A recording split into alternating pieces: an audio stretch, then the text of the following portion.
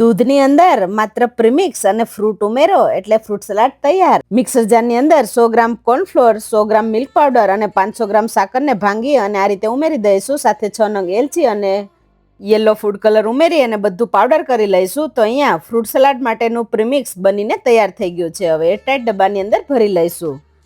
હવે પ્રીમિક્સમાંથી fruit salad બનાવવા માટે મેં 1.5 લીટર દૂધ લીધું છે. હવે એક બાઉલની અંદર થોડું દૂધ કાઢી લઈશું અને બાકીનું દૂધ ઉકળવા મૂકી દઈશું.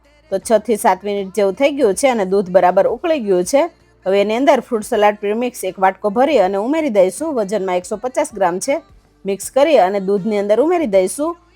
થોડી વાર ઉકાળી લઈશું. તો અહીંયા 2 મિનિટ જેવું થઈ ગયું છે અને દૂધ ઘટ્ટ થઈ ગયું છે. હવે ઠંડુ પડવા દઈશું. ઠંડુ પડે એટલે એક વાટકી મલાઈ ઉમેરી દઈશું. હવે દૂધને ઠંડુ કરી અને એની અંદર ફ્રૂટ ઉમેરી દઈશું. તો ફ્રૂટમાં દાડમ, કેળા, ચીકુ, સફરજન અને દ્રાક્ષ લીધી છે એ ઉમેરી દઈશું. સાથે ડ્રાયફ્રૂટમાં બદામની કતરંજ અને પિસ્તાની કતરંજ ઉમેરી અને બધું મિક્સ કરી લઈશું. તો અહીંયા ફ્રૂટ સલાડ બનીને તૈયાર છે. Thank you.